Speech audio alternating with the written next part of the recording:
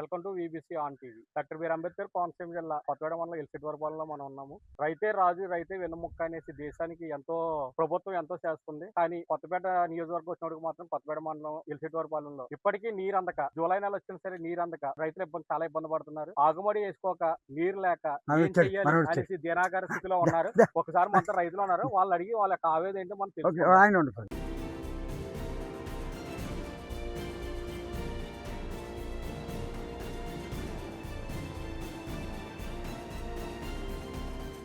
ఆకాశం వైపు ఆశగా చూస్తున్న రైతన్న, కాలువలో నీటి కోసం ఎదురు చూస్తున్న అన్నదాత. ఏటా ఈ సమయానికి పచ్చని నారుమడులతో కలకల్లాడాల్సిన పొలాలు ఇప్పుడు బీటలు వారిన నేలలుగా మారాయి. సాగునీరు వస్తుందని ఆశతో విత్తనాలు సిద్ధం చేసుకున్న రైతులకు చివరకు కన్నీళ్లే మిగిలాయి. ప్రభుత్వాలు సాగునీటి భరోసా ఇస్తున్నా క్షేత్రస్థాయిలో పరిస్థితి మాత్రం అందుకు భిన్నంగా ఉంది. డాక్టర్ బిఆర్ అంబేద్కర్ కోనసీమ జిల్లాలో ఓ చిన్న కాలువ నిర్లక్ష్యానికి గురవడంతో సుమారు 70 ఎకరాల భూములు సాగుకు దూరమయ్యాయి.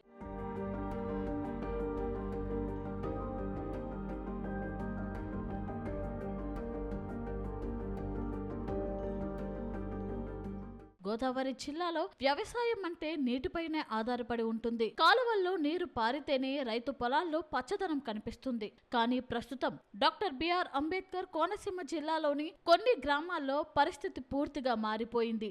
ఏటా ఈ సమయానికి ట్రాక్టర్ల సవ్వడులు, నారుమడుల సందడితో కలకల్లాడాల్సిన పొలాలు ఇప్పుడు వెలవెలబోతున్నాయి. కొత్తపేట మండలం బిల్లకుర్రు పంచాయతీ పరిధిలోని పలు గ్రామాలకు సాగునీరు అందించే పంట కాలువ ప్రస్తుతం ఎండిపోయింది. కొత్తపాలెం, మసాయిపేట, ఎలిశెట్టివారిపాలెం, నక్కవారిపేట, డేగలవారిపాలెం, వాకాడవారిపాలెం గ్రామాల్లోని రైతులు ఈ కాలువపైనే ఆధారపడి వ్యవసాయం చేస్తున్నారు. కానీ కాలువ నిర్వహణ లేకపోవడం, సకాలంలో నీరు విడుదల కాకపోవడంతో రైతుల పరిస్థితి దయనీయంగా మారింది. నా పేరు బొలకోట వెంకటేశ్వరరావు, మాది డేగలవారిపాలెం, కొత్తపేట మండలం, వాడపాలెం ఓల్డ్ ఛానల్ రైతునండి. నేను కోరపేట దాకా నీరు రావట్లేదండి. అసలు నెల 15 రోజులు అవుతుందండి కాలువ విడిచి. ఇప్పటికి మాకు నీరు పారలేదండి. కాలువ వంపడనే మేము ఆకుమళ్ళు వేసుకున్నామంటే మాకు దిక్కు దేవన లేకుండా ఉన్నదండి. మాకు అసలు ఏంటి ఎన్నిసార్లు అధికారులు కూడా పట్టించుకోవట్లేదండి. రెవెన్యూ డిపార్ట్మెంట్ కూడా పట్టించుకోవట్లేదు, ఎవరు పట్టించుకోవట్లేదు.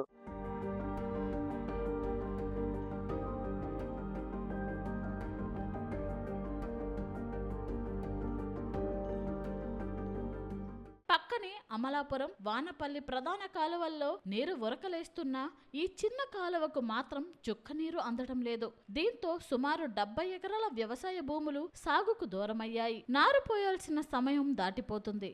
విత్తనాలు సిద్ధంగా ఉన్నా ఆకుమడి వేసేందుకు రైతులు భయపడుతున్నారు. వ్యవసాయానికి మాత్రమే కాదు, ఈ కాలువ నీరే గ్రామాల్లో పశువులకు కూడా ఆధారం. కాలువ ఎండిపోవడంతో మూగజీవాల దాహం కూడా తీర్చలేని పరిస్థితి నెలకొంది. ఒకప్పుడు ఏడాది పొడవునా పారిన ఈ కాలువ ఇప్పుడు కనీసం 10 రోజులు కూడా నీరు చూడడం లేదని గ్రామస్తులు ఆవేదన వ్యక్తం చేస్తున్నారు. నేనైతే 5 ఎకరాల కౌలు రైతు, వాడపాలెం క్వాంటల్ రైతు చేస్తున్నాను. మాకు నీరు అందక దిక్కు చేయక ఏం చేయాలో అర్థం కావట్లేదు. వర్షాలు రాక మనం బాధపడుతున్నాం.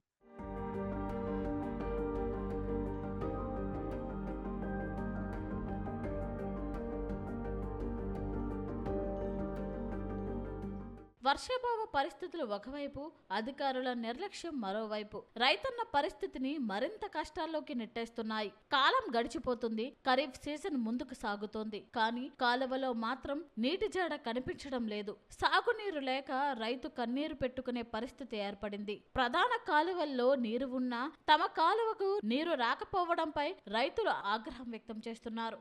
ఎప్పటికైనా ఇరిగేషన్, వ్యవసాయ శాఖ అధికారులు స్పందించి వెంటనే కాలువకు నీరు విడుదల చేయాలని రైతులు కోరుతున్నారు. రైతాంగ సమస్యలకు శాశ్వత పరిష్కారం చూపాలని డిమాండ్ చేస్తున్నారు. బిల్లకూరు శివారంటే ఇప్పుడు వాళ్ళపాలు హోల్సేల్లో రెండో సేల నుంచి మాకు వాటర్ రావట్లేదండి.